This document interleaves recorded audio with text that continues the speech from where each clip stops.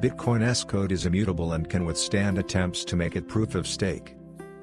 We meet here in this dark corner of the internet a little less than 2 months away from the 5th-year anniversary of the New York Agreement, which led to a summer of heated battle between major corporations in the Bitcoin space who believe they could instigate an arbitrary doubling of the block size and users who vehemently oppose the move in favor of soft forking SegWit into the protocol. It seems that there are some out there who did not learn their lesson from this battle or simply aren't even aware that it occurred. This is evidenced by the fact that Ripple's co-founder Chris Larsen, who should be in jail, and maybe at some point this year, for committing securities fraud, and Greenpeace, an organization whose founder left when his baby was co-opted by zealots, announced their initiative to change the code of Bitcoin. They want to change the code so that Bitcoin transitions from proof of work to proof of stake because it is more climate friendly. Whatever the hell that means. It is amazing that this coalition of intellectually lazy hysterics is spending millions of dollars on an ad campaign to change the code. A terrible misallocation of capital that will lead to a lot of misallocated energy resources,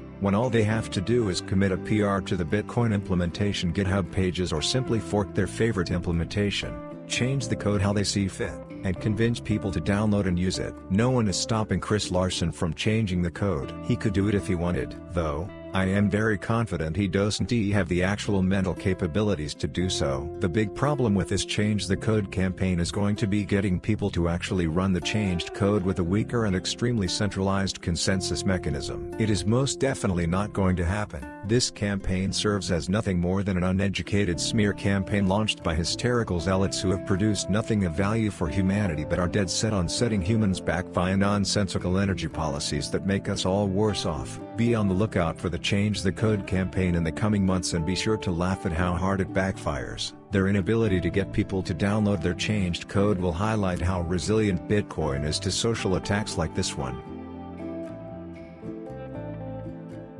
Transforming the Country Using Bitcoin featuring Anthony Scaramucci.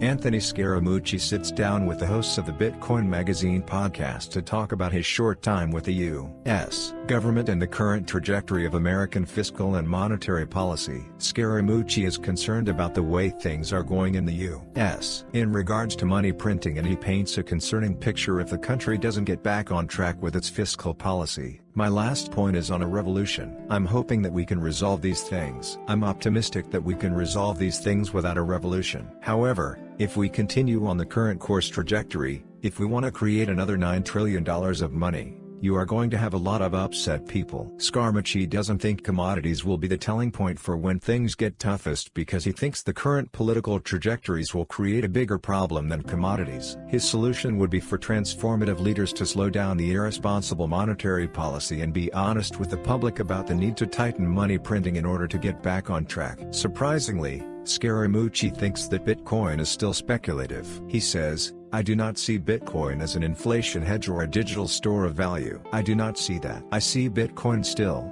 as an early adoption technical story." Scaramucci compares Bitcoin as it is now to Amazon when it was 13 years old. Amazon was extremely volatile at that point, but is much less volatile now that it has saturated the market. One of the things that Scaramucci thinks will bring about greater adoption is the approval of a Bitcoin exchange-traded fund, ETF. All that regulatory fear and uncertainty and doubt has been blown up by the origination of this cash ETF. I have to have it in my portfolio to sell to people. Regardless of how